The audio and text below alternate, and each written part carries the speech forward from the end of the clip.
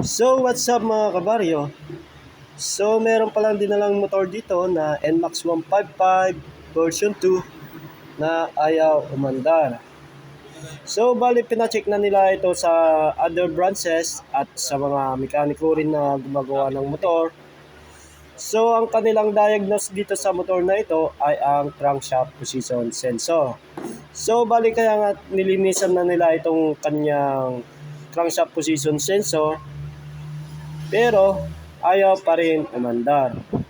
So bali nag-second option na lang si customer na dinala dito sa aming shop at pinaayos dito sa amin. At yan na nga ay ginagawa na namin dito. So yan, so bali dadiagnose din namin dito sa aming sa diagnostic tools namin. So bali ito ang kanyang mga fault code dito sa mga sumusunod na ito. So yan mga kabaryo ang kanyang mga fault code, pero naka-recover naman ang mga ito. So kaya naman ay dinilit ko na ito. Yan na nga, sa aming computer ay na-delete na. Pero ayaw pa rin umandar ang motor na ito.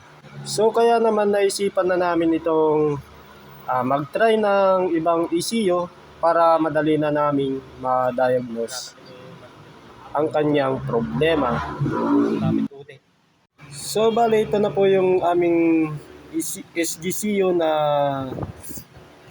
tinest namin. So trinay namin ito at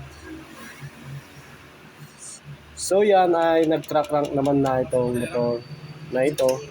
So ibig sabihin po mga kabaryo ay ang kanyang problema ay ang SGCU. Dahil nung dati ay ayaw mag-crank.